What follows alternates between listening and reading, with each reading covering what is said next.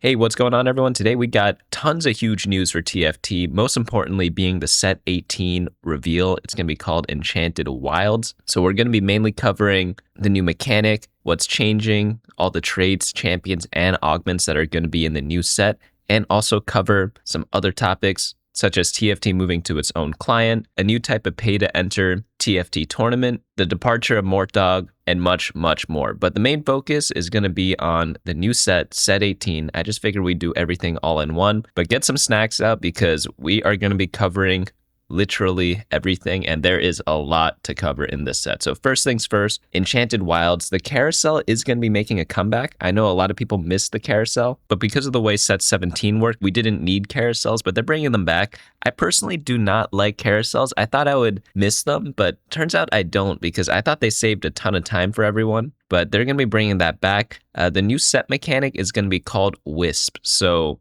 essentially, Wisp are just different type of animals that can come to you and help you, and they provide various buffs for your team. And on the website, bunnymuffin.com/LOL, we have a list of every single Wisp and how they can appear and what they do, and all their categories are a little bit different. So there's some that give champions, some are combat. There's a lot of them, gold XP, miscellaneous, and then also risky and shop ones. But we're going to cover that first, and then we're going to cover all the new champions and the new traits. But I thought Wisp would be the most fun. They pretty much just show up in the 5th slot in your shop, and you can just use them to improve your team. I believe as the game gets later and later, you get stronger Wisp, and also there's obviously conditional ways of how they can appear. But let's just get right into it. The first one, you could gain a tiny duplicator. The next one, you could gain a copy of the first allied champion that dies. So this one's pretty cool because you could just put someone you really care about up front. Maybe you're doing like a 3-cost reroll, frontline them, don't put any items on them, let them die, and then stabilize with them 2-star like in the next turn or next time you roll down, much easier. Gain a random 2-star 1-cost champion. That's good if you want to try to win streak. Gain a Rengar or a Kha'Zix. They gain 3 takedowns. These are 2 champions that have a nice little rivalry mechanic that we'll get into a bit later. Lost Travelers gain 3 gold worth of champions. I guess if you have a lot of extra money, you might as well just take this because it's essentially neutral cost, right? Forest Twins gain 2 copies of a 2-cost champion you don't have. That one's a little weird, but again, it's pretty much free, net neutral.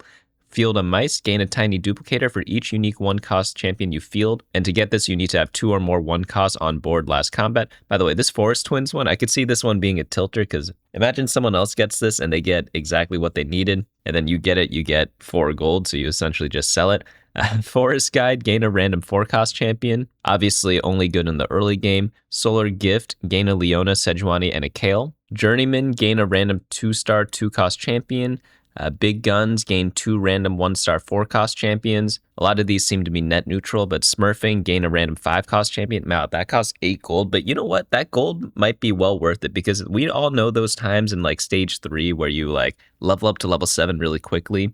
Sometimes you could reach it on like stage 3 too when you get like a super econ portal plus an econ augment. And then you just like randomly get a 1% legendary on the next shop. Those champions end up smurfing pretty hard. Also, if there's any that like stack that requires turns to like really build up, that could be a huge advantage too. 3 gain random 2-star 3-cost champion. Grandmaster, gain a random 2-star 5-cost champion. 18 gold, holy cow. But I guess like fast 9ing is so expensive, this one essentially gives you that without having to go level 9. Hero of Prophecy, permanently gain a copy of the same random 5-cost every round. So I guess we're going to be getting a lot of 3-star legendaries. You need to be level 10 and have 0 copies of at least 1 5-cost. So I guess in 9 turns you win. Probably going to only be really takeable if you have a bunch of champion duplicators, because if not, it'll probably just take too long, because who's got 35 gold and level 10 at the same time and also 9 turns to like really generate it? Game's probably going to be over before that. Circle of Elders, gain 1 of each 5-cost champion. And also keep in mind, all these are subject to change based on PBE, which is going to be out on July 29th. And then the set comes out, I think it's going to be August 12th, so around a month from now. Next, we have Prolific Power. Your champions gain AD and AP. These are 0 cost, the combat ones, so these are much different. After 25 seconds, allies gain 300% damage amp. It's pretty much just Ascension. So a lot of these are just reprints of various augments that probably don't exist in this set, but happen in previous sets. Champions gain 125 health. All these are pretty good if you really need to win a round, like all the combat ones, obviously. Your champions gain 150 shield for 10 seconds. The BFF Rider gains 15% attack speed and 150 health. We'll figure more about that once we go over the champions and traits. Borrowed gear, a champion gains a temporary recommended item. This one's kind of like Sona's little augmentation in set 17. Breeze, your team gains 12% attack speed. Crystal Ball, I have a crystal ball. Is this set going to be the best set ever? Let's see, because I think we need to play around with it a little bit first. Reveal your next opponent, your team gains 12% attack speed. This one's pretty funny. So if you know that this is out there, like someone's scouting you, you might be able to figure out who it is. Found Friend, gain a training dummy with a Giant's Belt. If you don't have a tank, that could be nice. Hugify, your highest health unit bulks up, gaining 350 HP. Hummingbird, your highest attack speed unit shrinks, gaining 20% attack speed. Rain, your team gains 1 mana regen, good for casters. Stealthy, your 2 strongest fighters or assassins are untargetable for 6 seconds. Is that even good? Because they normally don't get targeted right away first because you have your tanks up front, right? I guess it still could be nice in case your tanks are like paper. But that one seems like it probably might be changed in the future. Maybe I'm missing some interaction. Aftershock, after 10 seconds, stun all enemies for 1.5 seconds. Barrier, gain shield decaying over 5 seconds. Really good if you have one of those resistant tank traits, the ones that gives like tons of armor and magic resistance. Big Boom, the first ally to die explodes, dealing 20% max health damage. Maybe you could do like a solo tank with this. Drop a Warmogs on them, maybe something crazy could happen. Blood Hunt, rivals dash on takedown and deal 150 physical damage to their target. Bunch of belts, your champions gain 7 temporary non-removable Giant's Belt. Obviously this only lasts 1 turn, but make sure you build your items before you buy this because yeah, if not, you'll just have a bunch of belts on everyone. Diversified, your team gains 30 health for each trait active. Downpour, your team gains 2 mana regen. Flow, your champions are unstoppable and gain 15% attack speed for 10 seconds. Friendly Flora, all allies gain the Flora Fatalis bonus at 50% effectiveness. Iron Core, your front and center champion gains 4% max health per front row unit. This one seems really weird to use because normally you'd stack a front row or a front and center unit and then put like a stone plate on them. But this one, you need to put a lot of units in the front row to get value from it. Maybe you want to put it on like a bruiser unit and then just throw a bunch of tanks in the front line. And then, yeah, maybe they'll jump around and do crazy stuff. Bruiser as in like attack fighter or like magic fighter, some melee carry. Lightning Strike, deal 10% max HP true damage to enemies. Living Soil, every 4 seconds. Roots stun an enemy for 1 second. Marksman's Gale, your marksman's attacks grant 3% stacking attack speed. Moonlight Ritual, your lowest 1-star level 1 or 2 cost champion star up in combat. This one's really good to get free wins with. Moonrise, after 10 seconds, increase Lunar's effectiveness by 100%. Nature's Ally, every 3 deaths summon a random Rift Beast. Petrified Dummy, your first champion to die turns into a 1000 health target dummy with their defenses. Petrify shields, slow enemies, and reduce their shields by 20% for 10 seconds. Phantom Armor, gain a temporary Warmogs, gain a temporary Bramble Vest for the next one. Shields are 15% stronger. Allies gain 150 shield for 10 seconds. Potted Stonebark, gain a temporary Stonebark tree. We'll find out what that is, but it has to do something with the Elderwood trait. Preppers, so funny with preppers. Holy cow. There's like a heat wave in New York City a week ago or something like that, and they warned us to like not turn our ACs on too high. But what it ended up happening is that I know a lot of people blew out their fuses because they wanted to make their house as cool as possible in case it blows out. But by doing that, they blew out their fuse when they probably could have just had it at like a normal temperature, you know? Preppers is odd to me. Like if you tell people not to prep for something, they will prep the hardest they ever would. But you need at least 2 stacking items to get this, and your stacking items will start off partially stacked.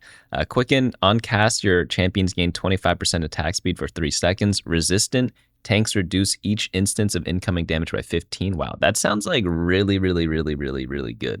Because every auto attack, like they happen a lot, right? They do what, like 50 damage sometimes. It could be a bit higher at 100. But if someone like stacks attack speed against you and you have this, like how do they win? Sunfire Sorcery, burn and wound enemies for 10 seconds. Tattered Armor, shred and sunder. Wrapped in Thorns, your tanks reflect 12% damage taken to adjacent enemies every 4 seconds, and this is only if you have 2 or more tanks on your team.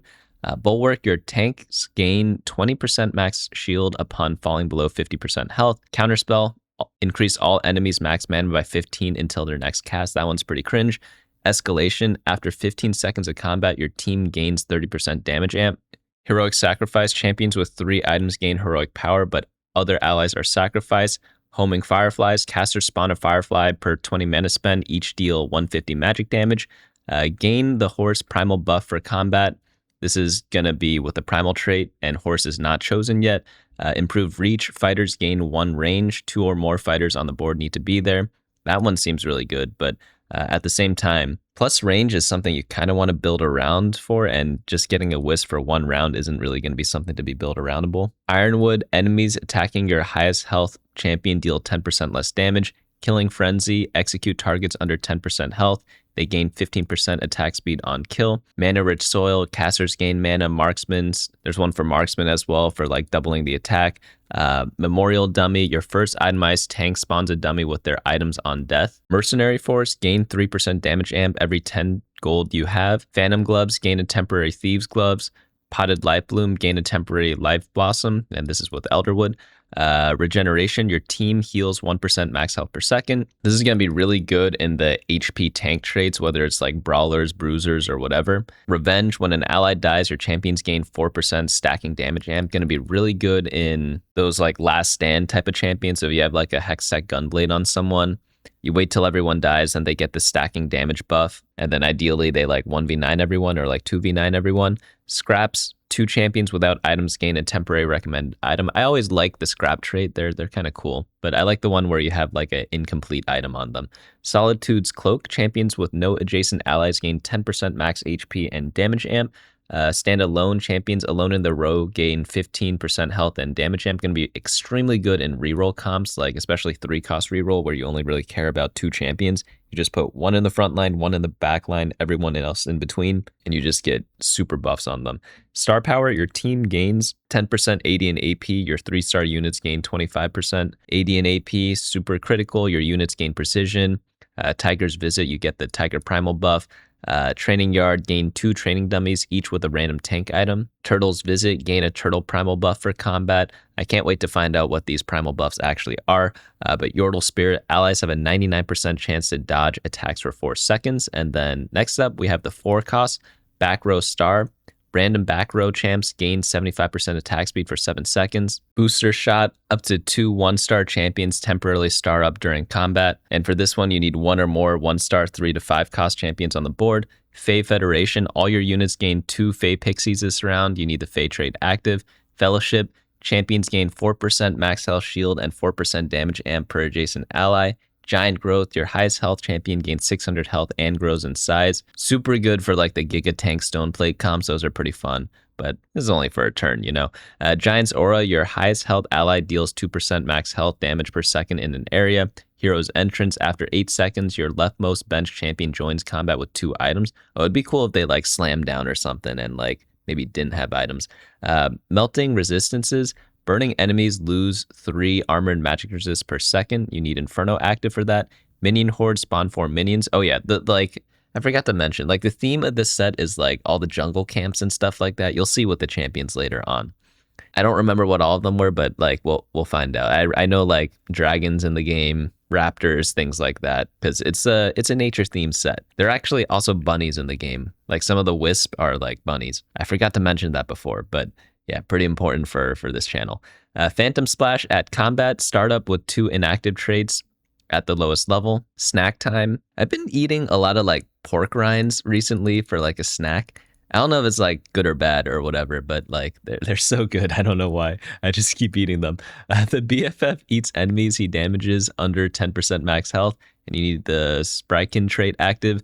Now we are onto the 5-cost ones. Blaze. Fire spreads across the board, dealing ramping true damage to enemies. Clone Companion. Clone your highest damage champion. The clone deals 20% damage. Wait, isn't this one like pretty good if you have like good effects on your items, or like the champion does like some cool effect? You know how sometimes there are CC units that are the damage carries? This would be so good on them. Combustion. Your champions explode on death, dealing 20% max health magic damage. Killer's Regret. Your first 3 champions to die stun their killer for 1 second. That one's really good. Late Bloomer. A temporary 3-star 1-cost with 1 recommended item joins your team. Lightning Storm. Every 1 second deals 7% max health true damage to an enemy. Then we have Treetop Archers. Archers fire from the trees, dealing 500 physical damage every 3 seconds. Guild of Thieves. Gain 2 Thieves Gloves. Hireling. No one's hiring nowadays, man. Come on. A temporary 1-star 5-cost with 1 recommended item joins your team. Infliction. Slow, burn, shred, and sunder enemies for 8 seconds. Phantom Emblem, gain a temporary emblem of your most active trait. I got scared for a second. I thought Phantom was like the set one Phantom. That'd be kind of funny to bring back. I know a lot of people hate it, and they said, like Riot said, that they probably would never be bringing that back, but I kind of miss Phantom. It was kind of fun to have that like super RNG. Radiantize, after 12 seconds, one random equipped item becomes temporarily radiant. The reason why I say that is because in set one, I feel like people were trying to more have fun than like try to super optimize everything. Like obviously people were trying to get better, but they weren't like super sweaty about it. So it's like I kind of miss those times, you know. I feel like with a lot of games, and partially it's my fault, right? They get like too optimized after a certain point, where it's more of like a memorization thing than like actually playing the game. I got that with like chess a lot. I was like hard stuck 1600 for like a year or two or something like that. Then someone told me to sit down and just like read the opening book. And I did that one summer. And then I got to like 1900 right after that. It's like so stupid. But like, it's literally like because I memorized some openings, I improved like 300 rating in a summer. That's crazy, right? But after that, it kind of made me quit chess just because I didn't want to like memorize openings all the time. I find openings like kind of cool though, but I didn't want that to be like a determining factor of how good I am at a game, you know? Hand a Baron, your team gains Baron buff, increasing their stats. Okay. Rift Beast needs to be active for that. Tornado, summon a tornado that deals 5% max health damage to enemies. Nature's Wrath, 15 gold for this one. Oh, I didn't realize these went from like 6 to 10 gold. I was wondering like why they look so different compared to the ones that we saw before. But kill everyone without items after 10 seconds. So you need to be like cybernetic trait with this or cybernetic augment. And then you play this and then you just like get free kills. But 10 seconds is a long time. Like the people without items, do they even live that long? Is this worth 15 gold? But you need at least 3 itemized units on your team.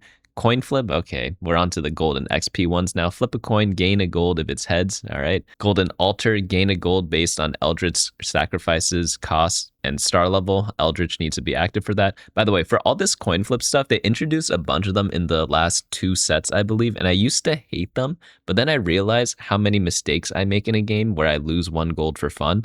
And I'm like, does it really matter if I lose a coin flip? Because I make misplays like that all the time. If I really cared about that 1 gold, I like wouldn't make the mistake. So it's like, whatever. I don't mind the coin flips anymore now. Life debt, gain 1 gold every 10 missing player health, and you need to be missing at least 70. Truce, gain 1 gold, your opponent gains 1 as well. Okay, that's a pretty interesting one. Ideally, you are on the other side of that. Then we go on to the 1-cost ones. We have barter. The next champion sold sells for 200% gold. Has anyone ever tried bartering in real life at like regular stores? You know how like some places price match? One time when I think I was like 23 or something like that, I just went into a store. I was like buying a refrigerator, and then like I didn't like fake price match, but I was just like negotiating with this person at some big box store. And I was like, I don't even remember how much it was, but I was like, I'll buy this right now if we do like, I don't know, like 20% less, whatever the price was. And like, they asked me why I wanted to pay less for it. And I was like, so confused, because I'm sure they were confused too, because no one actually barters in real life, right? Unless you're at like a flea market or whatever. But they're literally asking me why I want to pay less money. And like the reason why was because I wanted to pay less money. Speaking of money, we got blood money. Gain 1 gold for every champion you kill. Wait, isn't this one like super good? I'd much rather have this one than some of the other ones. Experience, gain 2 XP. Like compare these two. This one's going to give so much more gold than this one, right? Pocket change, your 1-star champion drops 1 gold on death. Die roll. Oh, by the way, remember, when you take anything with like 2 XP, it changes all the leveling intervals. I will be coming out with leveling guides like a month from now when the set actually comes out, but it's just something to kind of pay attention to. Pocket change, your 1-star champions drop 1 gold on death. Die roll, roll a 6-sided die, gain gold equal to the result. So that's the YOLO RNG one. By the way, I pretty much like always take these now whenever I see them. Like for augments, if I ever get like expected unexpectedness or anything like that, I pretty much just auto click it now, even if it's not that good, just because it's like kind of fun, you know. Golden Goose, gain 1 gold every 1,000 damage your highest damage champion deals. Bronze Spoon, gain 6 XP. Another off-interval XP thing, slow study for each allied champion alive at 15 seconds, gain 2 XP. Gonna be really good in those stall comps, I would imagine. Or if you have like a super tank up front that ideally lives and then none of your like crappy units die, that'd be pretty good. Grow up, gain 16 XP. The Chariot rerolls and XP are half price. So if you have at least 30 gold, that one shows up. And if you're doing like a Giga roll down, this would be worth it because this costs 10 gold, right? So if you ever level up more than 5 times, or buy XP more than 5 times or reroll more than 5 times, it's going to be worth it. Sorry, reroll 10 times because it's half off. But there are a lot of times where that actually does happen, but you have to go past it. It's kind of like using Think Fast, but you have to spend money for it. Honestly, probably pretty worth it. Artifactinate, this one's the items one now. Lose 3 components, including ones built into items, gain an artifact anvil. So this one's like a net neutral because artifacts are kind of like 1.5 items. So you don't actually gain anything from this, in my opinion, unless you have a comp that really wants artifacts. Those are generally going to be reroll comps. Or if it's early game, you can use it to get direction, which is pretty nice. Brutal Bargain, lose 8 player health and gain a component anvil. Probably not worth it unless you're super, super high health, because honestly, I'm pretty sure 8 health is worth more than a component anvil. Premium Swap Meet, sell a 3-star champion to get 3 rerolls and a lucky item chest. You have to have a 3-star champion for that. I don't know when you would take this. I guess if you have like worth the wait, you could sell your 3-star and then just get a new one. Or if you took like Build-A-Bud and then you use the Build-A-Bud to like win streak early game or whatever, and then you're like, I don't want you anymore because I got a crappy one. Then you sell them. Sure, that could work out. And then you just get a item chest instead. Blood and Iron, after 20 champion deaths, gain a component anvil. Idle Craftsman, a component on your bench turns into a completed item it builds. That one's pretty good. Really good, actually. You just get like a free component for 4 gold. Normally a component's worth I think 7 gold, but this one's obviously a random one, so it's worth a little bit less. But how much less? Would it be like 5 gold or 6 gold? They're saying it's 4 gold, but I'm thinking it might be like 5 or 6 because it's very rare that you get like something that's completely unusable, right? Peddler, open a store where you can buy an item. They cost 0 to 10 gold. That one seems pretty fun. And then we have a bunch of miscellaneous ones. Doodad Jar.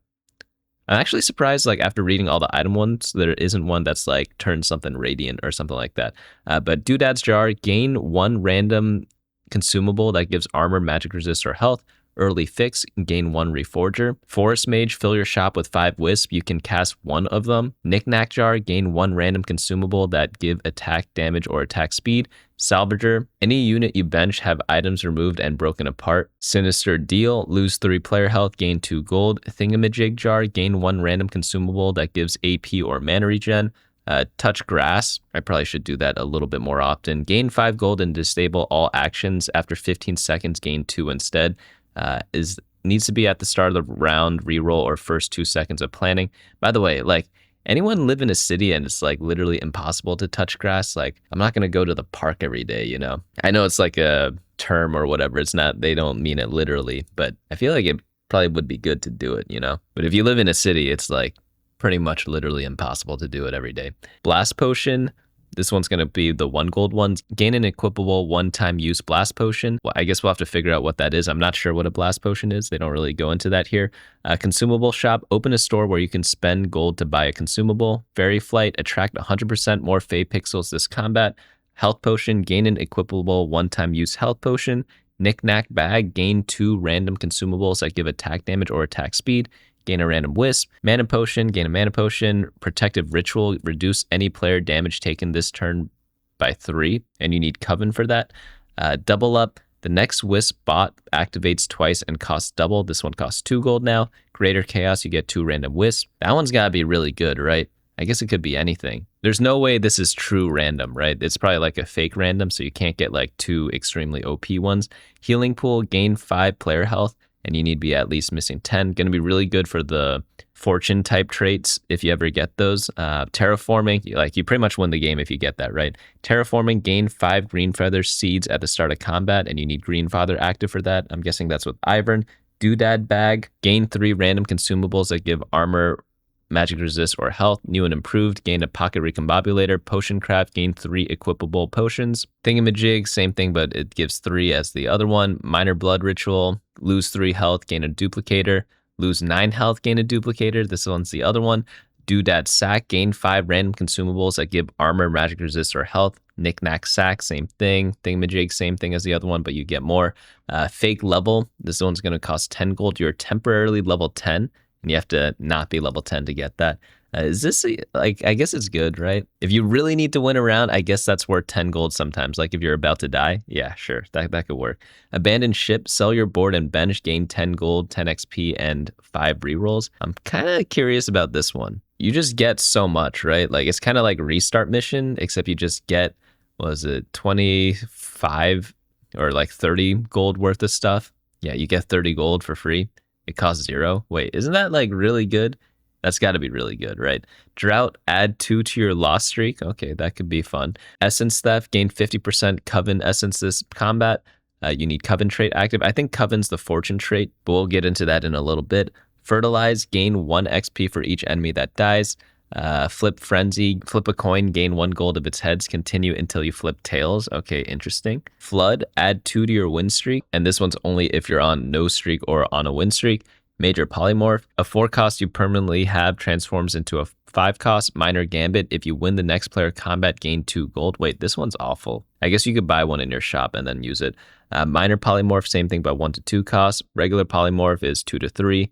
Take 1 with you. If you lose and kill at least 1 unit, gain 4 XP. Comfort Food, gain 2 HP. If you lose the next player combat, gain 4 more. Major Gambit, if you win the next player combat, get 10 gold. Okay, make sure you like spike when you take that. Trophy Hunter, gain 100% more takedown on rivals. That's for Rengar and Kha'Zix. Cut Purse, every 5 seconds your champions have 20% chance to drop 1 gold. Golden Road. Oh, I was just watching MSI, and yeah, Golden Road not possible, unfortunately, but it was a pretty good series between BLG and HLE, though. After 3-player combats, gain 3 gold per fight 1. Payday, for each ally champion that survives this combat, gain 2 gold. Ritual complete. If you win combat, complete the current Coven ritual. Component bounty. If you win the next player combat, gain a component anvil. All in, this one's 5 gold. If you win your next 3 combats, level up. Okay, so pretty much like you level up, don't spend any gold or any more on like pre-leveling or whatever, and then like pray you win. Is that how it works? This one is risky. This one's probably the riskiest one I've seen so far. Good loss for next 3-player combats, gain 6 XP if you lose. Oh, I thought they were gonna do one with like, you must like lose with 1 unit remaining or whatever. That would be really difficult, but that could probably give something absolutely insane reward. Now we're on to some of the shop ones, all 1s. Reroll your shop with all 1s, all 2s were 2 costs. Starfall, when you reroll the shop, the lowest cost champion becomes 2-star. Really good for reroll, I guess. All 3s, reroll your shop with all 3 cost champions. Free roller, gain 2 rerolls. Flashfire, reroll your shop. Inferno lights 2 shop slots on fire, upgrading them. You need Inferno for that. Ride the wave. Was wave theory actually ever debunked or like confirmed? Because I haven't heard much from it ever since it got introduced. But the next 2 rerolls this round will have 2+ champions fielded last combat. Rolling Bones, you have 60% chance to get a free reroll with each kill. Roly Poly, for each ally champion alive at 18 seconds, gain a reroll. Search Party, each of your shops has a 4 cost in it this round until you buy one. All 4s, reroll your shop with all 4 cost champions. Jungling, overrun the shop with Rift Beast. Starting Town, reroll your shop with all 2-star 1 costs. Border Village, reroll your shop with all 2-star 2 costs. Refreshing Light, gain a free reroll per star level of each unique Sunbeam champion. Lucky 7, gain 7 shop rerolls. Middle Path, reroll your shop with all 2-star 3 cost champions. And then Animate Shop, for every 20 seconds, your shop refreshes for free every 2 seconds. That's well worth the 8 gold. Because you get 10 rerolls from that. And then last one is going to be all 5s, 10 gold, reroll your shop with all 5 cost champions. So yeah, they pretty much all give like interesting buffs. Nothing too crazy. I mean, there's some crazy ones, but I feel like they could have gone like even harder on this. Like again, there's like no radiant items. There's no like living with 1 HP or something like that. I think those would actually be like really, really, really cool, but maybe they are too crazy, you know? But let's move on into the traits now. Those are all the wisps that we just covered. And then after that, we'll cover all the champions. So first up with the traits, I like doing traits before champions, and we will be revealing them over here anyways. But we're going to start off with Adapter. This one's going to be a 2-3-4 trait. And innately, Adapters' abilities change depending on if their AD or AP is higher. Adapters gain AD or AD, depending on which is higher as well. So they're going to be, well, adaptive, so you could build any item on them. They experimented with that with Ribbon last set. I thought it was actually pretty cool. It's nice that they are making a whole trait out of it. That's going to be Akali, Gromp, Kog'Maw, Mastery, and Nidalee. Next, we have his Apex Predator. That's just the Elder Dragon. It takes up 2 team slots and grants +2 to the Rift Beast trait. That's pretty nice. Attune, that one's going to be Alune. Your strongest Alune cycles to a new phase of the moon after each cast. While the moon is at or below full health, your team gains durability. While it's above, your team gains damage amp. Next we have is Avatar.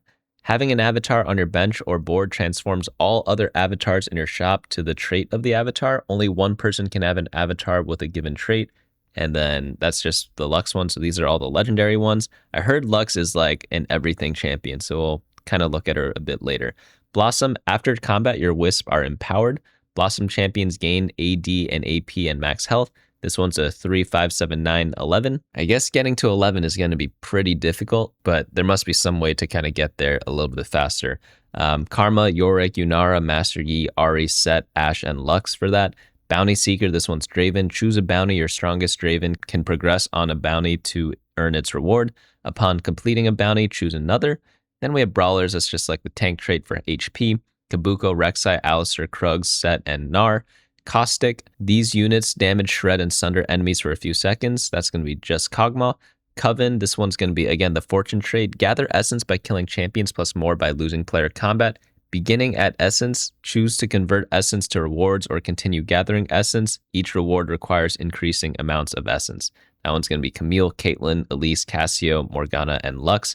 And this one's going to be a 3, 4, 5, 7. Did they skip 6 on purpose so we can't say 6, 7? I don't know. Defender, this one's going to be the armor and magic resist. So that's going to be one of the traits I talked about before where it's like, if you get shields on this from your Wisp, it's going to be like even better. Leona, Orange, Shen, Fiddlesticks, Rammus, and Lilia.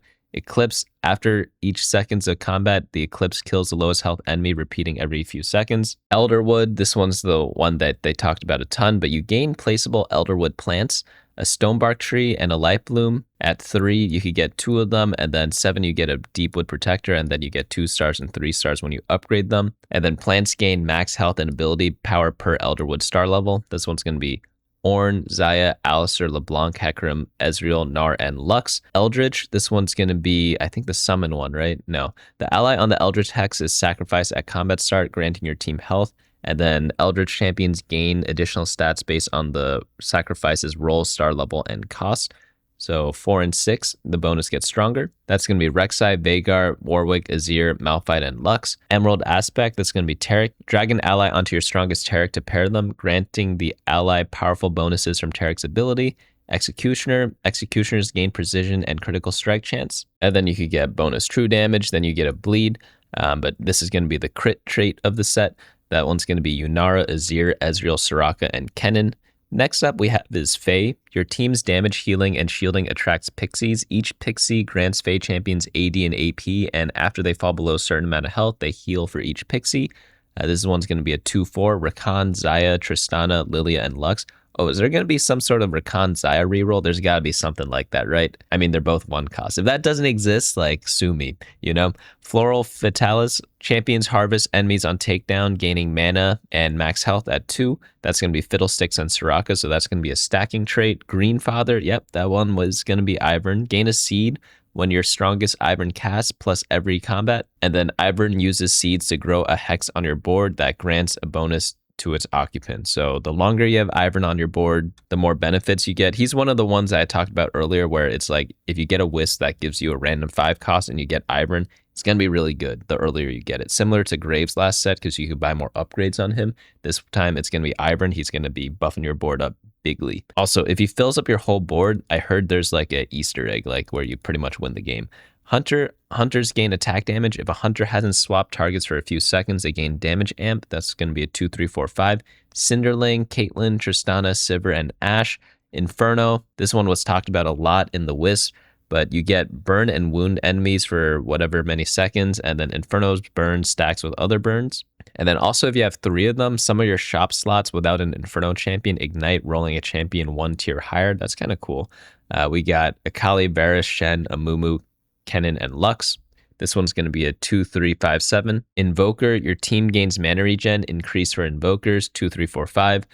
Pebbles, Teemo, Kog'Maw, Ancient Sentinels, and Morgana. Anyone play World of Warcraft back in the day and there's like the 2, 3, 4, 5 comp in Arena? That's kind of when I played the most, but that game's horrible. Don't play it if you haven't played it before. Pretty much it kind of ruined my life, you know?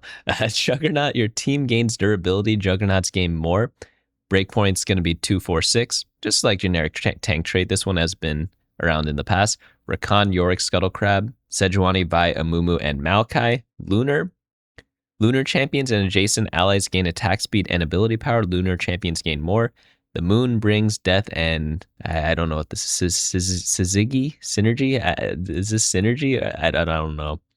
But this one's going to be a 2, 3, 4, 5. You get Diana, Aphelios, Elune, and Lux.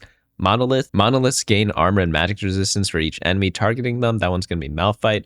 Old Growth, whenever an enemy within a hex dies, gain permanent max health. That one's going to be Maokai. So if you get an early Maokai, he's going to be stacking insane amounts, right? Primal, choose one of your 4 Primal Blessings. Breakpoint's going to be 2 and 4. Vi, Nidalee, Sivir, and Lux. Rapid Fire, your team gains attack speed. Rapid Fire champions gain more on every attack up to like however many stacks, 2, 3, 4, 5. Varus, Xayah, Kayle, Raptor, and Aphelios. Ravager, we have Omnivamp. This one's going to be like the melee trait. Akali, Camille, Merkwolf, Warwick, Diana, and Brambleback. Rift Beast, use the Alpha Mark to grant a Rift Beast their unique buff. Every few combats, your shop is overrun with Rift Beast, so I guess this is going to be a reroll comp. At 7 on combat start, and every 5 seconds, Rift Beasts grow, gaining stats, and then at 10, you get plus team size. We have Cinderling, Pebbles. Is Pebbles the Krugs or whatever? Like the mini Krugs? Gromp, Merkwolf, Scuttlecrab, Krugs, Raptors, Ancient Sentinel, Brambleback, and the Elder Dragon. So you literally have all the neutral minions in League of Legends here. Which one's Cinderling? Is that the chickens or something like that? Or Raptors? Rival, this one's going to be fun. Only active while fielding 1 rival. Rivals collect takedowns, gaining 3 if they take down another rival. And then at 2, rivals can be fielded together, but only your strongest rival gets the buff. So you could be 1 or 2. This one's Kha'Zix and Rengar. Solar, this one's going to be Leona, Kayle, Sejuani, and Lux. 1, 2, 2, 5. Interesting. Your champions gain a max health shield and deals bonus damage. Gain an additional bonus for each unique 3-star champion. So if you have like heavy reroll, you probably combine this with a different trait that also rerolls. But at 1+, increase shield and magic damage for each 3-star. Convert some of the bonus damage to true damage. And then your 3-star champions ascend to 4-star during combat. When the sun shines on heroes 3 and 3. Okay, I don't know what that means, but this one could be really cool with some of the Wisp effects that we saw before, now that we know what it does. Spellweaver, your team gains AP, Spellweavers gain more. Karma, Veigar, LeBlanc, Cassio, Fiddlesticks, Arya, and Elune. Spryken, gain the big furry friend. Drop a Spryken on the BFF to pick its rider. The rider gains bonus stats at 3, and then at 5, part of the BFF's abilities apply to your team, and then at 7, part of the BFF's abilities will apply to your Spryken champions. That's going to be Kabuko, Veigar, Teemo, Rammus, Tristana, and Gnar. The BFF's attacks and abilities change if the rider is melee or range. Okay, good to know. Summoners empower their summons in different ways. You got Yorick for health, Azir for damage, Raptor for damage, and then Zyra for plants. Oh, I've been in love with Zyra. I gave in a bit. I started playing League of Legends again because set 17 was like pretty mediocre in my opinion. It wasn't like objectively bad or anything. It was just like a meh set, you know? Like it wasn't good, it wasn't bad. Kind of neutral, you know? It's like when you go on a date and like you can't point out anything that was horrible about the person, but you couldn't point out anything that was like great either. But overall, it's just like, are you going to see them again? I guess if you got nothing better to do, right? But that's kind of how set 17 felt to me. I don't know if anyone else felt the same way. But I've been playing a ton of Zyra because of that in League of Legends. She is so fun. I've been playing her jungle and bot lane. But yeah, I think I'm in love with Zyra, you know? Like I used to play like a ton of Shyvana. Like, I think one season I played like, I don't know, like 300 games of like just Shyvana. And then I like quit for a bit and then now I'm back, but it's only Zyra because they reworked Shyvana. Though I heard she is pretty much the same, so I guess I could play her again. But 2, empower summons. 3, improve each effect by 50%. Thorn Maiden, your team gains durability increased if enough Zyra plants are alive. So this one's just a solo Zyra trait. I guess you could splash her, you know. Vanguard, this one's just gain a shield at the start. And when you get below 50% health, that one's going to be Rakan, Elise, Diana, Hecarim, Ancient Sentinel, and Taric. Now, onto the fun part. We got the champions. We're going to start off with the 1 cost, then 2, then all the way down to 5. Akali, she's going to be an adapter. So one of them is throw a volley of kunai at the target, dealing physical damage. If the target is burning, deal an additional bit of damage. And then for AP, if the ability kills, cast it again. So probably going to be pretty good in a reroll comp. That would be my guess. Camille's going to be Coven Ravager. Remember that Coven is going to be the fortune trait of the set. Slice a target for physical damage and gain a shield for however many seconds. Cinderling, Rift Beast, and Hunter. Summon 5 razor sharp leaves that converge on the current target, dealing a total of physical damage and applying percent wound and burn for whatever many seconds. Scarlet buff, Cinderling gains attack damage on each cast, and then obviously it does a burn and wound thing. I'm surprised it comes in a 1 cost though, because normally like 1 costs don't provide utility like that, so probably pretty good splash unit to kind of fit into whatever traits it has. It saves you an item.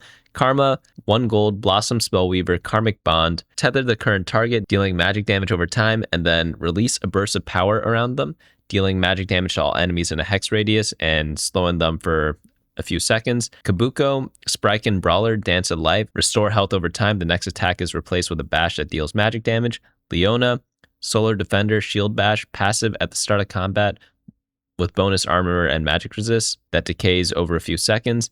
Active is bash to the current target, dealing magic damage and stunning them. Ornn, Elderwood Defender, Bellows Breath, gain a shield and then deal magic damage to enemies in a cone. And then he also has a quest. Each player combat, Ornn stores damage blocked as Forge Power, doubled at 3-star.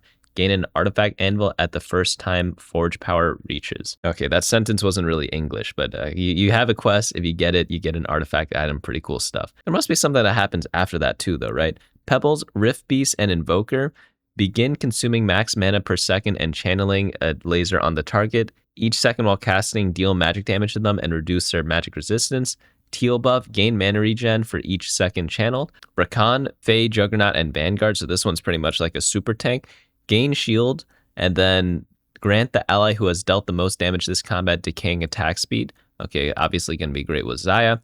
Rek'Sai, Eldritch Brawler, restore health each second, tripled after casting, and then lunge out of the ground, stunning people, okay, and deal magic damage to them. Varus, Inferno, and Rapid Fire, wind up, then fire an arrow at the most enemies in a line with the target. It deals physical damage to enemies hit, reduced for each enemy it passes through. Vhagar, Eldritch, Spriken, Spellweaver, launch a giant blast at the target that deals magic damage, increase if they are below max health. If they die, permanently gain AP. Okay, a lot of stackers this set. That's what I'm noticing, like tons of stackers. Xayah, Elderwood, Fae, and Rapid Fire gain attack speed for the next few attacks, and then these attacks are replaced with feathers that deal physical damage and reduce armor.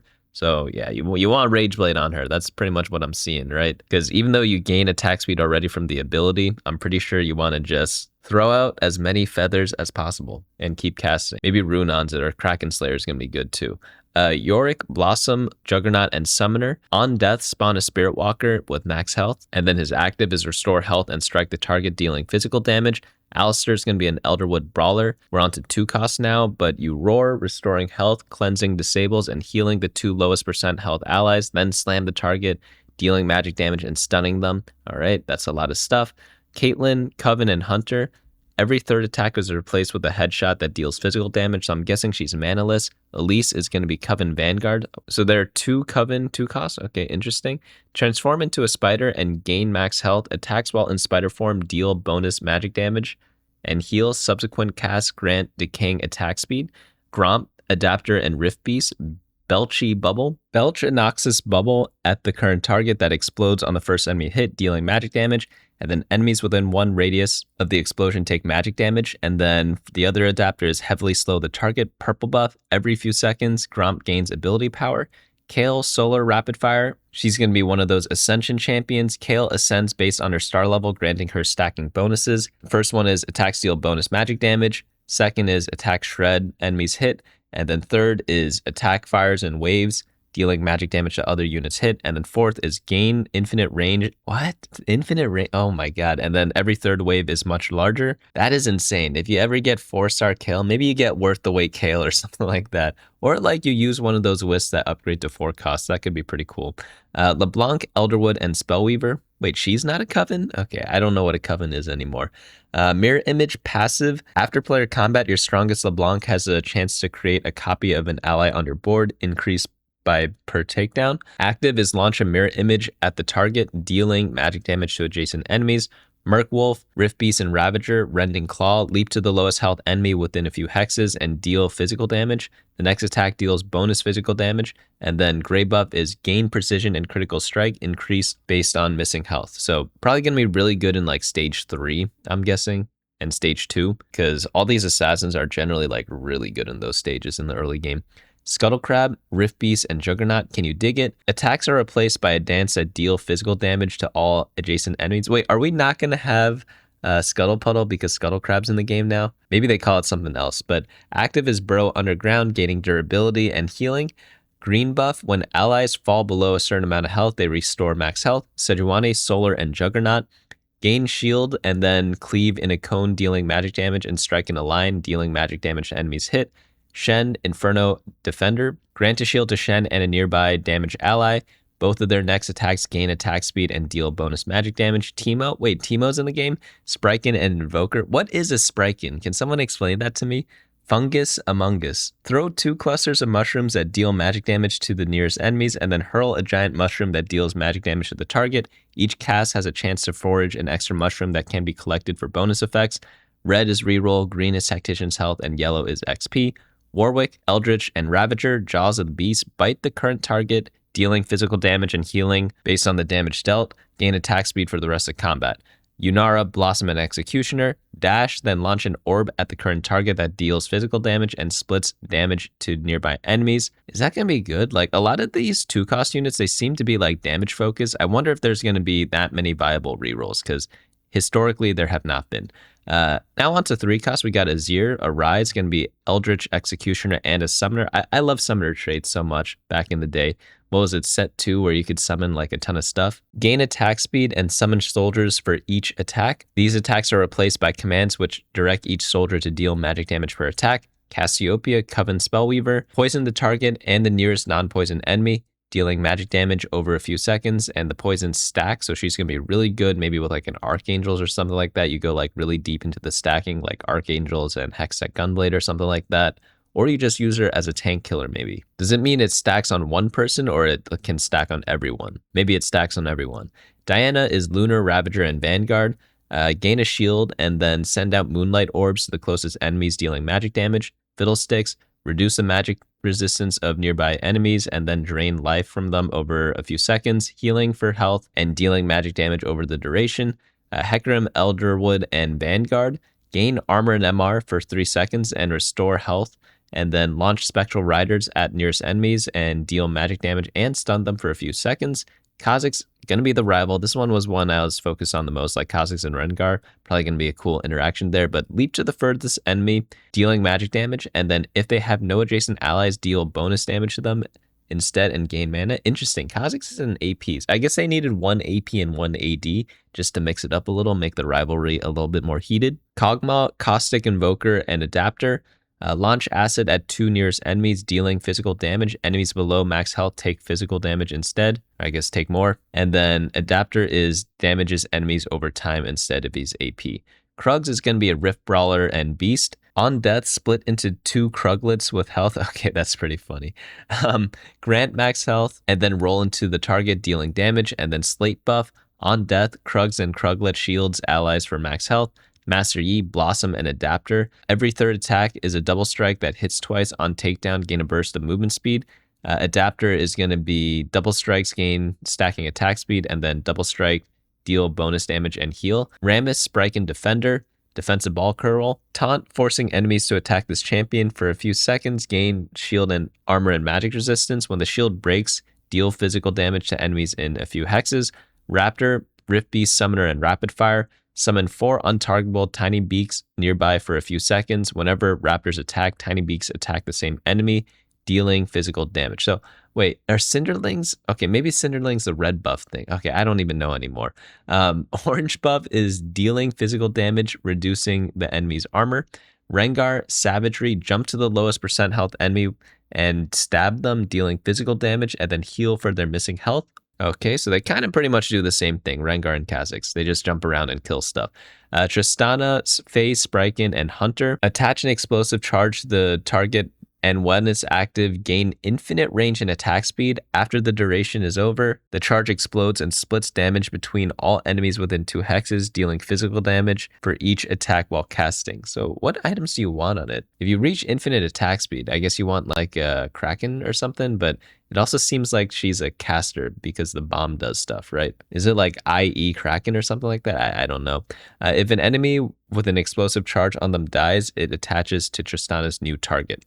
Vi is going to be Primal and Juggernaut, Furious Fist, passive on attack, restore health, and then active, unleash a Primal Roar, restoring health, then gain attack speed, durability, and immunity to CC for a few seconds. So do not build Titans on her. She gets the built-in immunity already. We're on to forecast now. Ari, Blossom Spellweaver, Spirit Bomb, launch a Spirit Bomb at the target within a few hexes that has the most surrounding enemies. It deals magic damage to the enemies in the hex radius, reduced by per hex away from the epicenter. Amumu, Inferno Juggernaut, he's going to be throwing tantrums. Oh my god, my baby nephew, he just throws tantrums all the time. He doesn't like sleeping or taking a nap, you know, and then he'll just like scream all day. Like, it's so funny. I mean, sometimes he naps fine, but there are times where you just like try to put him to bed and I don't know. I guess all babies do that. But yeah, he's throwing tons of tantrums all the time. Passive, every second restore health and deal magic damage to enemies within a hex. And then active is deal magic damage to enemies within hexes and stun them for a few seconds. Increase if the target is burning. Remember in set 2 when they released Amumu Inferno 5 cost in the middle of the set? That was kind of cool. I wonder why they stopped doing that. Ancient Sentinel, Rift Beast, Vanguard, and Invoker. Gain shield and then slam the ground, sending a fissure in the direction of the most enemies. Enemies hit are briefly knocked up and are mana reaved. Blue buff is each time Sentinels cast, allies gain mana regen. Mana reave is just increasing their mana. Aphelios, Lunar Rapid Fire, equip Severum and swipe the target a few times, each dealing max health physical damage. After the onslaught finishes, fire a blast that deals physical damage split amongst all enemies in a 2 hex radius. Brambleback, Rift Beast, and Ravager, Crimson Fury. Passive is when the target dies, leap at the next target, dealing physical damage, and then active is gain attack damage for a few seconds. During this time, ignore armor. Whoa, ignore armor, that's pretty crazy. I don't think we've ever seen that before. I guess you want just as much damage on him as possible then. Red buff is attacks burn enemy and heal Brambleback for max health. Next up we have is Ezreal, Elderwood, and Executioner. Blink away from the current target and deal physical damage to them and gain attack speed. Every 5th cast consumes the attack speed granted from Nature's Wrath and fires a blast through the target that deals physical damage, reduced for each enemy it passes through. Lilia is Fey Defender. Restore health and send butterflies at nearby enemies. Enemies take magic damage and sleep for a few seconds. If they take damage, they wake up and take additional max health magic damage. Malphite, Eldritch, and Monolith. Gain a shield for a few seconds and become petrified. When the shield breaks, unleash a wave of dark enemy, dealing magic damage to enemies within hexes. You know what I've noticed so far as we've gone through like pretty much most of the champions? There are not too many reprints. Maybe I'm missing stuff, but it feels like everyone has like really unique, really long skills. I don't see too many like very simple ones. They all do like 5 different things. Interesting pattern. Morgana is going to be Coven Invoker. Passive is gain Omnivamp. Active is fire a dark blast at nearby enemies, dealing magic damage to them and cursing them. Then you spawn a Hex Withering Zone for the same duration that deals magic damage, and then cursed enemies take more damage per curse. Does Amumu curse people? I don't remember if he does or not. No, he just burns people. Okay. Nidalee, Primal Adapter, Javelin Toss. Adapter is gain attack speed, and then these attacks are replaced with javelins that deal magic damage. Every 3rd attack instead targets the furthest enemy with the least items and deals magic damage. Like, read this ability and tell me this is not like the most complicated thing you've ever read in the past week or something like that. The adapter is transformed into a melee cougar fighter that swipes enemies. Set is going to be Blossom, Brawler, and Haymaker. Upon falling below a certain amount of health the first time each combat, gain 100 mana. And then active is wind up a big punch, rapidly healing before dealing physical damage in a cone. So the build for Set probably going to be like IE Deathblade or something like that, like full glass cannon. Is that what you're supposed to do? Because you guarantee get a cast off.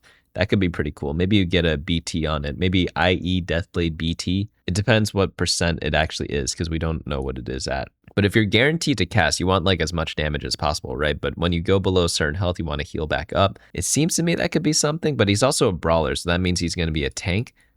Going to be interesting. I wonder what the way to build Set would be. I'm actually kind of curious about that. Sivir, Primal, and Hunter. Throw a large crossblade that deals physical damage to the current target and bounces between nearby enemies, dealing physical damage with each bounce. When this kills an enemy, bounce an additional time, so you want to be killing a lot of stuff with Sivir. Soraka, Flora Fatalis, and Executioner. Star Call. Call down a star on a current target, dealing magic damage. If a star has previously fallen on them, call down additional stars that deal even more magic damage, or I guess some magic damage. Zyra is going to be Thorn Maiden and Summoner. Rampant Growth. Spawn plants around the battlefield that attack the nearest enemy, and each attack deals magic damage. Now onto the 5 cost, we are starting off with a Loon, Attuned Lunar Spellweaver. Moonfall. Rain moon shards split among the nearest enemies, dealing magic damage. If the moon is full, instead crash it on the board, dealing magic damage split amongst all enemies. Ash. Oh, Ash is a 5 cost. Remember Elderwood Ash? That was kind of cool, right? Or was it Elderwood Azir? Was it both of them? Maybe they're both Elderwoods. Okay, I can't even remember now. I just remember liking the comp. Blossom and Hunter. Spirit Rift. Fire an arrow through the longest line of enemies that deals physical damage, reduce for every enemy hit. And then the arrow tears open a rift for a few seconds that deals max health damage per second to enemies within and slows them. Draven, Bounty Seeker, Whirling Death. Passive is attacks random enemies in range and applies a bleed that deals physical damage. Every attack has a chance to deal bonus physical damage and apply bleeds instead. Active is throw 2 giant axes towards the enemy with the most bleeds, deal physical damage to all enemies hit, and consume their bleed, instantly dealing the remaining damage. Gnar is going to be Elderwood, Spriken, and Brawler. Rage Gene. Some of us have that, you know. I used to have it. I'm more relaxed now. Actually, I don't know. It depends on what's happening. It depends what I care about. Passive is gain rage per second and rage per attack. Active is transform into Mega Gnar and leap into the largest group of enemies and then deal physical damage to them, reduce their armor and MR, stun them, and Mega Gnar gains health and replaces his ability with Grab and Throw. Grab and Throw is throw the target at the furthest enemy, dealing physical damage to them and physical damage to enemies they pass through. If there's only one enemy left, throw them off the battlefield instead. Okay, am I getting trolled or something like that? We just read this ability, right? This does like 10 different things, and then it gives you a second ability. Like, I swear. Okay, I understand this is a legendary unit, so they're allowed to be like cooler or whatever. But like some of these 1 cost units are doing like crazy stuff that I've like never read before, you know? I don't know if that's a good or bad thing. We'll have to find out, I guess. Ivern is going to be Greenfather, and his is going to be Yeah, I am trigger seated right now. Passive is shields from this ability can critically strike with precision. All right. Active is grant ally shield and damage amp, and then deal magic damage to enemies adjacent to them after casting a few times. Also grant stacking attack speed to his targets. Kennen is going to be Inferno and Executioner. His ability is going to be Firestorm. Charge up and gain AP per burning enemy, then gain a shield and then rush through a nearby group of enemies dealing magic damage. And then after rushing, unleash a Hex Firestorm that deals magic damage, split amongst all enemies hit. Lux is going to be pretty cool because she has like a different thing for each little trait because she's going to be different every time, right? She's going to be the avatar, but passive is on cast, all allies that share a trait with Lux gain mana. Active is fire a laser towards the largest group of enemies that deal magic damage and reduce for each enemy hit. Blossom bonus is the first target hit is dealt bonus damage. Coven reduces the armor and MR. Grant all allies increased max health for the rest of combat. Eldritch stuns the target. Fey bonus is healing. Inferno restores mana. Lunar applies vulnerable. Oh, vulnerable is a new thing to enemies hit. And then primal bonus, gain attack speed. Solar bonus weakens enemies. And then, yeah, vulnerable is increased damage taken. Weaken is reduced damage dealt. Okay. New effects, I guess. That's kind of cool. See, these I understand being added to the game because it's kind of like damage amp, durability, things like that. So it's kind of like the opposite of those, right? So it makes sense that they're being added. But that Gnar thing, that one sent me over the edge, you know? Maokai, Old Growth, Juggernaut, Sow the Seed. Passive is after every damage blocked, a sapling jumps towards a nearby enemy, dealing magic damage. On death, saplings jump out. Okay, pretty cool. And then active is deal magic damage to the target and restore missing health. Taric is Emerald, Aspect, and Vanguard. The first time Taric or his paired ally drops below a certain amount of health, unleash Emerald energy from both of them, granting shield to allies within a few hexes. And then the active is restore health. Taric and his paired ally deal bonus magic damage on their next attacks. Okay. And then last up we have is the Elder Dragon. He's going to be a Rift Beast and Apex Predator. Heat without equal. Passive is attack steal damage to enemies adjacent to the target. And then active is become untargetable and fly into the air, gaining Omnivamp. Upon returning, stun all enemies, ignite them, and ignited enemies take max health physical damage over time. And then subsequent cast spew fire at the most enemies in a line through the target, dealing physical damage and igniting them. And then Elder Buff, damaging an enemy below a certain amount of health executes them. Okay, So those are most of the champions, or all the champions. Is there Baron in the game? I remember seeing Baron buff. Oh no, that was a Wisp. Okay. So they have every neutral minion except for Baron. Maybe there's some augment that gets him or something like that, because we're about to do augments right now. I'm only going to go over the ones that are new, because a lot of these we have seen for a while already. Capital gain is going to be the first new one that I see. Store gold equal to the interest you earn. Once you reach a certain amount, gain all the stored gold, and you also gain gold now. Okay, next one we have is champ delivery. Gain a whatever cost champion. After a few rounds, gain more. I'm guessing this is going to be 1, 2, and 3 costs. Next one we have is continuous conjuration. Gain a needlessly large rod. After your team deals a certain amount of magic damage, gain more. Was that one in the game already and it had a different name? Maybe. Extra buckles, same thing, but with belt. Flame on, this one's for Infernos. The Inferno champion that dealt the most damage last combat is on fire, gaining attack speed, gain a Varus and an Akali. Flowing tears, same thing, but for tears. Future focus, your tactician loses health, but after player combats, you gain 4 cost champions and gold. Next we have is kickstart, gain a random whatever star champion and gold. I wish they didn't remove the cost for these, but I guess we'll find out what they do soon enough. I'll update them if when I get new information. Quick streaks, gain twice as much progress towards win and loss streaks, gain gold. Residual magic, your team gains health each time you purchase a wisp, increase this. Okay, so I guess you want to be purchasing pretty much every wisp whenever you do these. Verticality, champions gain attack damage, AP, armor, and magic resistance for each ally that shares a trait with them. So that's like obviously going to be a vertical trait. Was there a different one that was called this before? Like, is this replacing one of them? Like climb the ladder or whatever? I guess this works in a little bit of a different way. Weight the worth. Whenever you 3-star a champion, gain a copy of them each round for the rest of the game. Gain a lesser champion duplicator. So if you want 4 costs, that's going to be the way to do it. Wisp rebate, each time you purchase a wisp, gain gold, and you also gain gold now. Beast Within, Primal grants an additional blessing, gain a Vi. Blossom's Call, when you buy a wisp, gain a random blossom champion based on the wisp cost, gain 3 blossom champions. Bonus gift, when you open a loot orb, you have the chance to gain a gray loot orb, and you also gain a gray loot orb right now. Chosen of the Sun, gain a Leona, Kale, and a Sejuani. Leona gains permanent max health each round, increase for each unique 3-star champion fielded. So this one's obviously going to be giga good with that reroll comp, assuming it is viable during that patch. That could be like probably going to be the best or worst augment.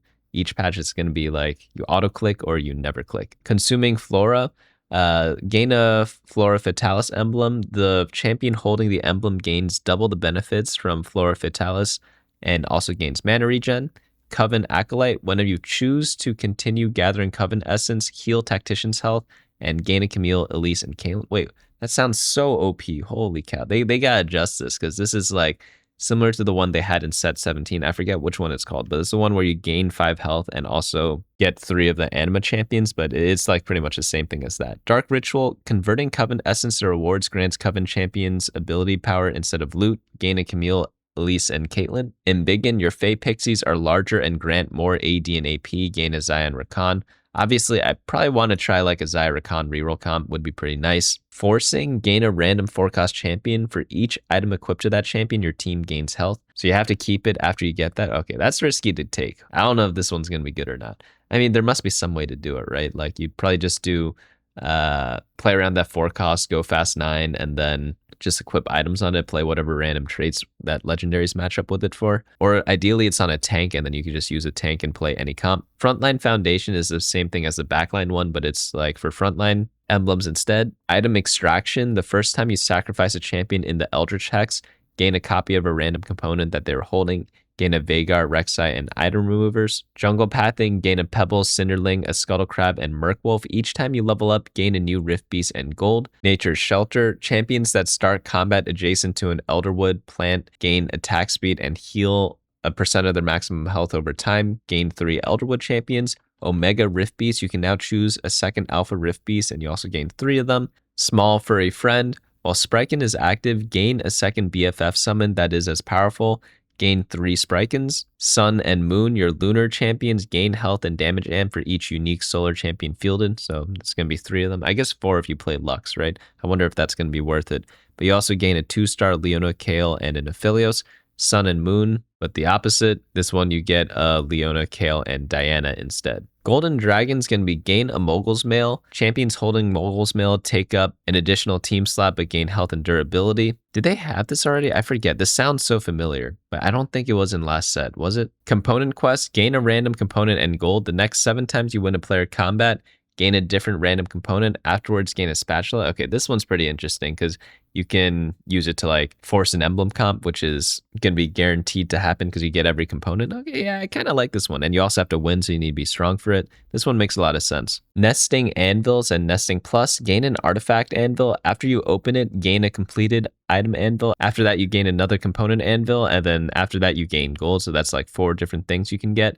Nesting dolls. After a champion dies in combat, spawn a copy of them 1 star level lower with health, gain rerolls. Trait ladder, gain a random emblem. After fielding non-unique traits in player combat, gain a reward, then increase the number of traits needed and the size of that reward. So you could like keep playing more and more and more and more and more traits. This one could be fun. That one actually sounds kind of interesting. And that's going to be the last new augment that is going to be there. So lots of stuff there, obviously, in the new set. PBE, again, comes out on, what did I write down here? July 29th. And then the set comes out on August 12th. So we got some time until we can actually play the set.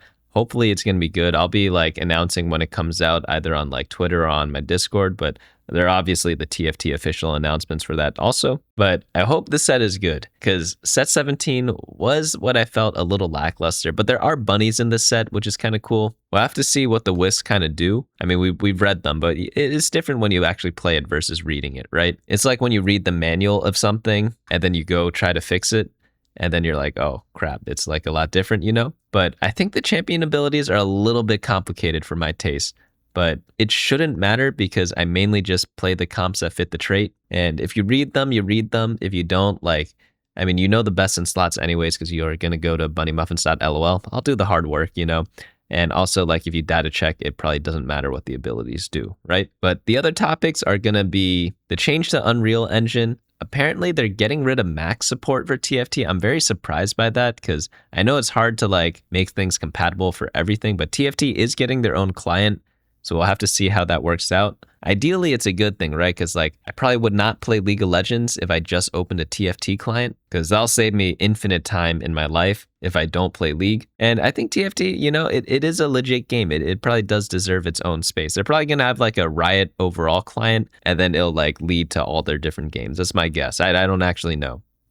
But Unreal, it should be good overall. From what they've told me, because they invited me to like a preview event for Unreal, is that they should be able to do a lot more cool stuff with the set. So I don't know all the technical details about like game development and like game engines and whatnot, but if they're able to do cooler stuff, maybe that's why the abilities are more complicated this time around because, wow, that actually, I just connected all the dots by saying that sentence. Because if they're able to make the game better, then I'm all for it. I don't care if they use Unreal. I don't care if they use Unity. I don't care if they use their own engine. Like, as long as the game is better and they can make cooler stuff, like, I don't really care how they do it, you know? But no Mac support kind of sucks because I did play on my Mac every now and then. Not that often because it ran kind of slow on it, but like, I'm guessing it still works on iOS, but I don't really play on my phone or my iPad. I don't have an iPad, but I did play on like my Mac laptop because that's what I use for a laptop. So if I'm on the road, it is going to suck. I'm probably going to have to play a different game. Next is that they announced like a new Tactician's Gauntlet thing, which is a new tournament that's going to be taking place. They're probably going to do more of these in the future. So apparently you like pay $10, get a bunch of top 4s.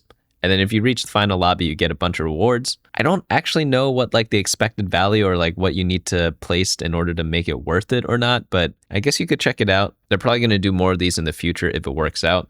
I don't really know how I feel about this. Everyone's always wanted to like bet on themselves or whatever, which I think is a cool concept. But I'm not really too big into cosmetics, as you all know, so I pretty much use a bunch of the base skins. But it could be fun to check out if you are like really into TFT and are like super sweating. I think I've heard they might do something similar to like qualify for certain like LAN events. So it might be something to like brush up on. Last topic is going to be about Mortdog. Mortdog is leaving Riot Games apparently. And wow, that kind of sucks because I felt like he was doing a lot for the game. While I didn't agree with everything he did, most of the things he did was like very, very, very, very positive for the game. So it does kind of suck that he's gone. I kind of thought that like last set, he said he was taking a sabbatical, and then you all heard my opinion on set 17, right? So I thought he was going to come back, set 18 comes out, and he like saves TFT, but I guess that's not happening, so I don't know how to feel about that. I honestly thought he was going to come back and save TFT, but yeah, that kind of does suck. I wonder who's going to take his spot. I don't know if someone wants to take his spot, because you probably take a lot of heat if you are there, you know, but we'll have to see what happens. Obviously, it's more than him that makes the game, right? I don't know how many people are on the TFT team, but it's like a ton of people, right? So obviously, one person doesn't mean everything. Like when Steve Jobs died, Apple still did like a ton of stuff since then. The lead designers left many big games in the past and they still do really, really well. So I'm hoping TFT still is like great without him, but it does kind of suck because I thought like last set was like a pretty big letdown. Again, it wasn't like a bad set. I'm not saying it was bad. It just wasn't good. And when I play TFT, I expect good. Like my standards are pretty high for it. So sometimes it's hard to like hit that mark. I mainly just played last set whenever my friend wanted to duo queue. Whereas normally when I play TFT, I'm like waking up, thinking about it, dreaming about it, and then playing it nonstop all day. But last set, it was really just like whenever my friend wanted to play, that's when I would play. But overall, let's pray for the new set. That's all we can do. There's some comps that I do want to try, like mainly the Zyrakan thing, reroll one cost. Like there hasn't been many good reroll one costs in like a very long time. So I'm hoping those comps kind of come back. Like I like playing reroll. I was always just like on and off about reroll. Sometimes I hate it, sometimes I love it. But the best patches are when everything's viable. Not everything, but like it's when you can do like some 1-cost strategy, a 2-cost, 3-cost, 4-cost, and 5-cost strategy, depending on what you get at your start. Like I find those to be the most enjoyable, but it's kind of hard to do. But the one thing that has improved over the past few sets is the balance. Like there isn't as much like super balanced thrashing as has happened in the early parts of TFT, if you're around for that.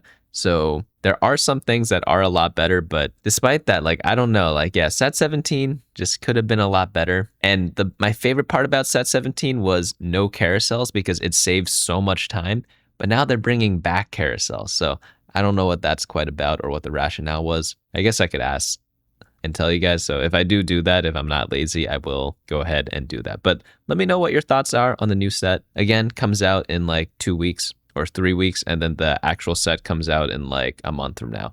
So pretty excited for that. I'll be coming out with a bunch of guides when everything is out.